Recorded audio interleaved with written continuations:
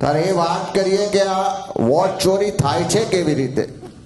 અલગ અલગ રીતે જોઈએ તો 5 રીતે આ મતદાર યાદીમાં વોટ ચોરીઓ થાય છે.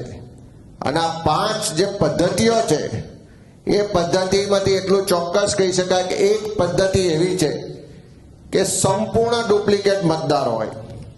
સંપૂર્ણ ડુપ્લિકેટ એટલે એનું નામ, એનું સરનામું, એનો ફોટો, એ બધી જ વિગતો એક સરખી હોય. બીજી પદ્ધતિ એવી છે કે સ્પેલિંગમાં વેરિએશન હોય. ક્યાંક રસ્વઈ દીર્ઘઈનો ફરક હોય, ક્યાંક અક્ષર આગળ પાછળ હોય. એ સ્પેલિંગના મિસ્ટેકથી જે એ કરવામાં આવે છે. એટલે જે સંપૂર્ણ ડુપ્લિકેટ છે એના માટે એમ કહી શકાય કે એક વ્યક્તિ 2 વોટ.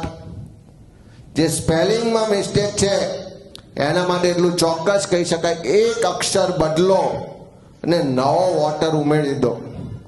ત્રીજી જે પદ્ધતિ છે કે એક જ વ્યક્તિ છે, બધી જ વિગતો સરખી છે, પણ એપિક કાર્ડ નંબર જુદા જુદા છે. એટલે વ્યક્તિ મતદાર એક જ છે, પણ 3-4 આઈડી હોય એના આધારે 3-4 વોટ એના નોંધાયા છે. ચોથી જે પદ્ધતિ છે કે આપણા ગુજરાતમાં છીએ, ગુજરાતી ભાષા માટે આપણને સૌને ગૌરવ છે. આ જે પદ્ધતિ જોઈ એમાં આ મતદાર યાદીઓની ચકાસણીમાં અનેક જુદી જુદી ભાષાઓ જોવા મળી, અનેક રાજ્યોની ભાષાઓ જોવા મળી.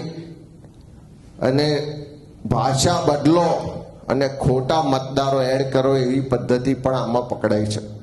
સાથે સાથે વ્યક્તિ એક જ હોય પણ સરનામામાં 1-2 અક્ષરનો ફરક કરવાનો અને નવો વોટર્સ નોંધવાનો, એ પદ્ધતિ પણ અહીંયા સ્પષ્ટ રીતે પુરાવા સાથે મળી આવી છે. એની મારે વિગતવાર પણ તમારી સાથે વાત કરવી છે. પહેલી વાત થઈ